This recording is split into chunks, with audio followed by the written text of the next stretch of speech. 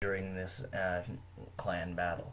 Now, back in the 1800s, where my great grandfather Donald McKay was from before he came to Canada, the Mackays actually had very little presence in Thurso compared to the Guns and the Keiths, who still lived there after the Mackay dominance.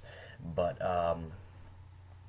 but the Mackays became kind of the political rulers and actually stretched a clan territory all across northern Scotland from Orkney, Inverness, all the way up to Caithness, all along the very north of Scotland. Now, the funny thing is about this period of clan war around the mid to late 1400s and early 1500s was that the Mackays kept running into the Leslies, and I am a Leslie. That is the clan that I myself am a part of, as a descendant of my grandfather, who was a Leslie. My grandmother, his wife, was the Mackay, and they married when they met in Canada, but had they met in Scotland, they probably wouldn't have been on such good terms.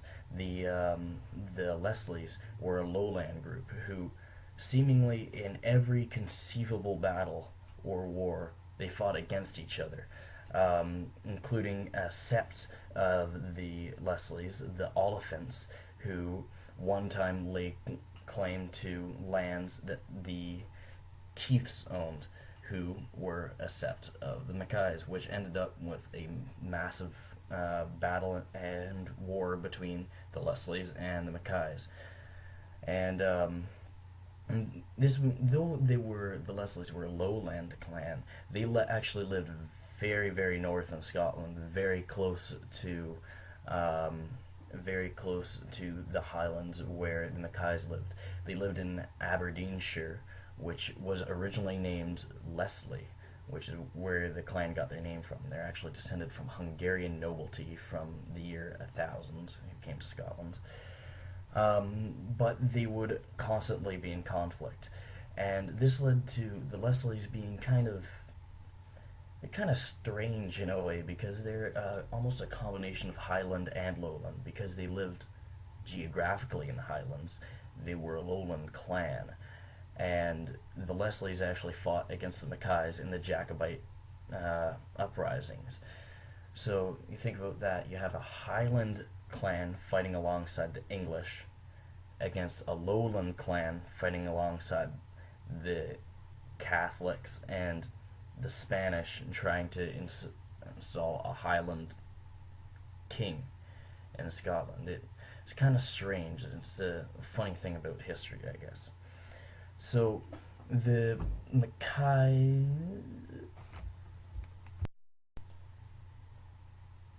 So though the Mackays seem to really control a lot of power in Scotland, which they did, they controlled a vast amount of territory in Scotland, one of the largest territories owned by a single clan.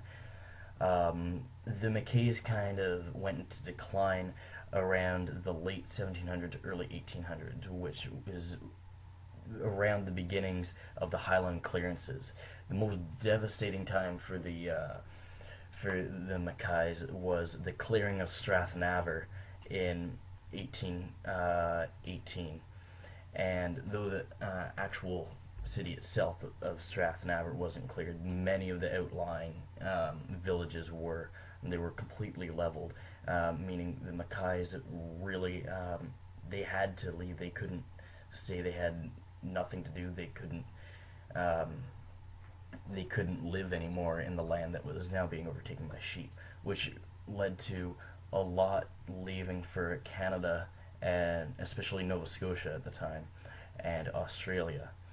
Many also went to Glengarry, though they were much more a minority than the MacDonalds who lived there.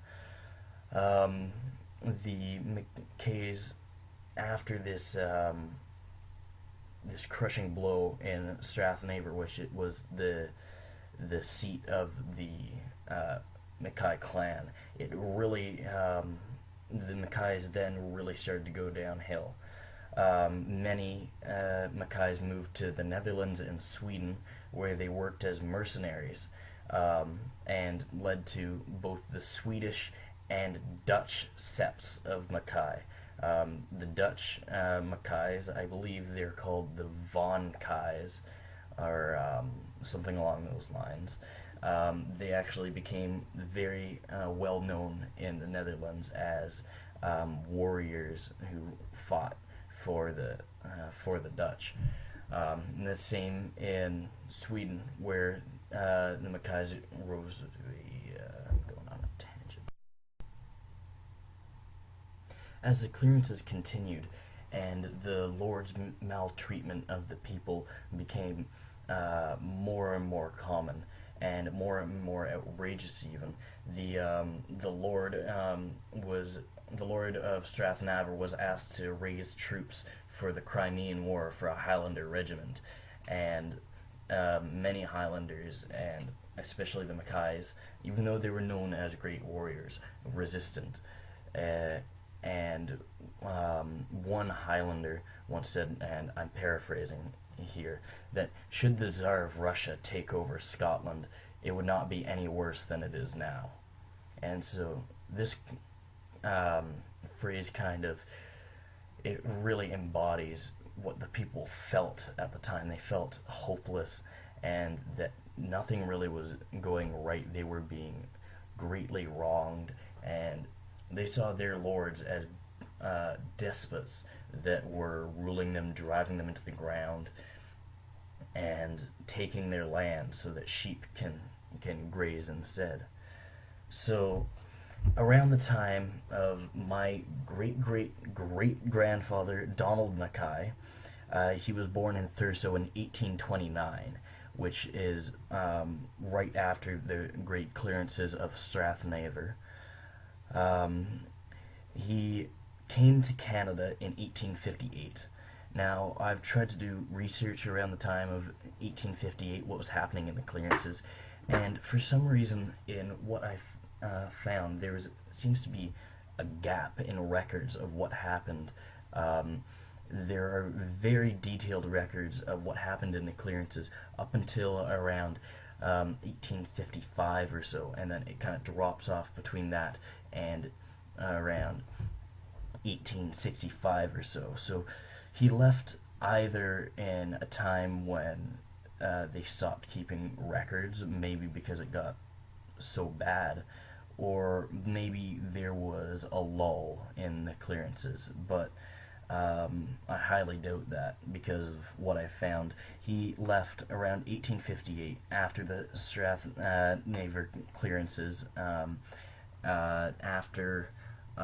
This is around when clearances are starting to happen in Caithness. So he left in 1858 along with his brother Sandy McKay, and they went to Canada. They went to Belleville, Ontario at first. And so what I found was right after they left, starvation in Caithness went to such a high that the people of Thurso attacked the Lord's castle trying to get at grain shipments, and the Lord was so frightened he called in the military, and the military came in and killed all the people trying to get into the grain. And this happened in Thurso, the small little village where he had just left. So luckily he left right before things got to the brink of, well, slaughter. But he obviously left as a result of the clearances coming to Canada. Now they came to Belleville, which wasn't exactly a very big destination for people coming over from the Highlands. It was a loyalist community founded by American refugees after the American War of Independence, loyalists who moved to Canada. But he landed in Belleville. Like I said, not a whole lot of people from Scotland living in, or recently from Scotland living in Belleville.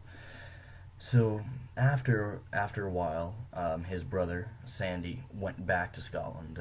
We don't know why, but the funny thing is, he was able to come back to Canada a few times. He went back to Scotland and was able to make the trip at least 3 or 4 times, always visiting and then leaving. He stayed unmarried through his life, which was again very strange for the time. But he somehow fell into enough money, and he wanted to ride the immigrant ships more than a couple times. So we don't know why he kept going back and forth from Scotland and Canada, but he did. He left his brother in Canada to start a family, and he married the daughter of another Scot, George Sire, who had moved to Millbrook, and they he married Susan Sire in 1861. They moved to Owen Sound, and they had 8 children. And Owen Sound, even though many people don't know this, but even just looking at a map, if you look at Owen Sound, you can see there are hundreds of Scottish place names all around Owen Sound. It actually was a very big destination for Highlanders coming to Canada. Up around Georgian Bay, Lions Head had a huge Scottish population.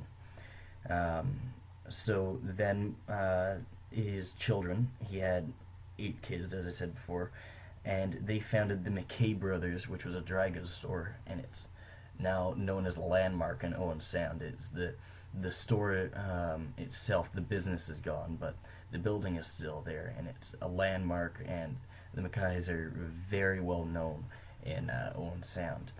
And they eventually changed their name to McKay to anglicize it to become more English, as even though there was a huge Scottish population in Owen Sound, Gaelic wasn't spoken because it was seen as even back then it was seen as undignified. It was seen as a hick tongue, what farmers spoke, and so people were very afraid to speak the language. So very soon after coming from Scotland, the McKays lost touch with their roots, and so this McKay family has even been to some point separated from other Mackays who came to Glengarry and Nova Scotia during the same time as the same result. But the McKays have, as a result, my McKays have been somewhat separated from the Scottish community, and only now we're trying to go back and learn about the past and see why they came over, obviously as a result of these clearances.